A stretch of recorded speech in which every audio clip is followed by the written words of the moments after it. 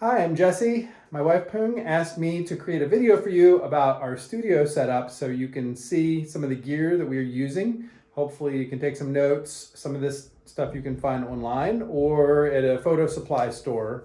There's a few places like PhotoFile that you can find at the mall when the mall is open, where I got some of these lights. Okay, so here's our studio, and I've got this set up. Now, just ignore that little light in the corner. We won't talk about that for now. But this is what's called a 3-point light setup, and it's the easiest setup to do. So normally you'd have a backdrop down here. You can do green screen, you could do blue, whatever you want. I have this baby doll as my subject so we can see how she's lit. You'll notice that she's kind of nice and glowing. She doesn't have a lot of hard shadows around her face. It looks pretty nice.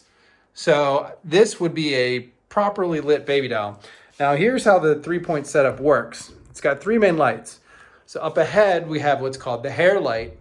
This is putting some light down on top of the baby doll, give it a nice reflection for the hair. Light from above is very natural, so that's what you want. This uses 3 CFL bulbs. I forget the photo supply store where we got this, but it is really nice having a light. I'll show you how it looks without the light.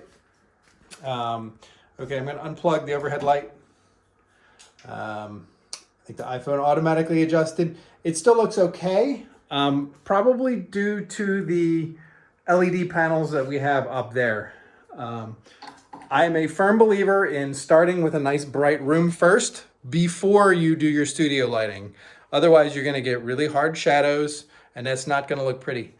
So in this room, we found that we were getting hard shadows. So these old lights up there weren't bright enough, and the room was very dark.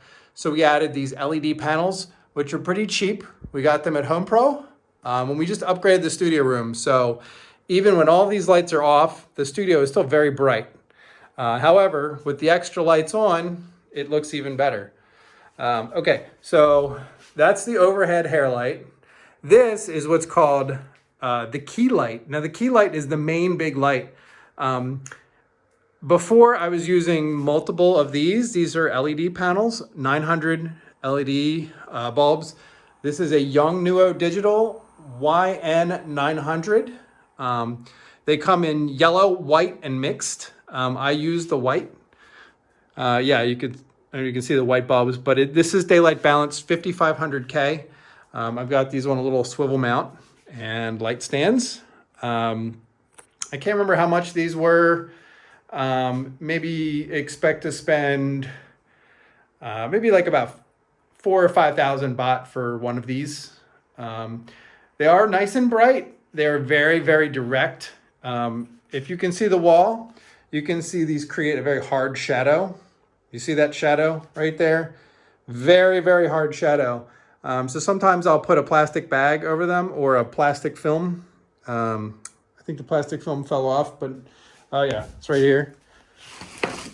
Normally I found a sheet of this at B2S, and it's really cheap. This is like a thin plastic film, and I put it over here to diffuse the light, which bounces it around. If you look at that shadow, this is with the diffusion, without. See how sharp that is? Really cuts down on the hard shadows. You can also drop the light down. So normally I turn this down a bit. Okay, and that's with the diffusion on. So you don't even see that shadow now. That's much better. So the key light is the most powerful light you have. This is the big source of light. It should be set up to the right or the left side, whichever you choose, a little bit high up at about a 45-degree angle or close to it to put the light down towards the subject. This is going to light up the subject on the right side. However, if just that one light, you're going to have shadow over here and it's not going to look nice. So typically how you light this, you set up your overhead light, you set up your key light. I like this one all the way up. This is a nice diffused Octobox LED. And I use this as what's called a fill light. So you This is with no light. And you see now we've got some shadows in here. See some dark shadows. Looks a little dark. And I'm going to slowly turn up the fill light to kind of cover up some of the shadows on the left side of the baby. Now it looks nice.